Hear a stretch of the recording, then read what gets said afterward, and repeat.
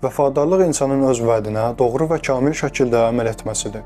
Bu, həmçinin yaxşılıq etmiş şəxsin, eləcə də ailənin, yaxın qohumların, hər bir müsəlmanın haqqını sevgi və səmimiyyətlə qorumaq və yerinə yetirməkdir. Vəfadarlıq tərifə layiq bir əxlaq xüsusiyyətidir ki, insana etibar qazandırır, insanların ona tərəf meylini artırır. Belə bir şəxs həyatda da, öldükdən sonra da insanlar tərəfindən xoşluqla yad olunur.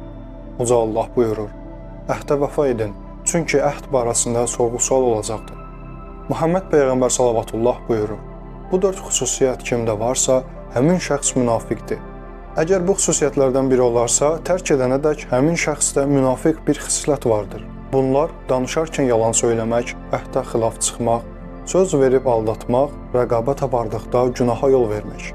İmam Kazım əleyhissalam buyurur: "Uşaqlara vəd verdiyinizdə yerinə yetirin, çünki onlar sizi öz ruzi verənləri sayırlar."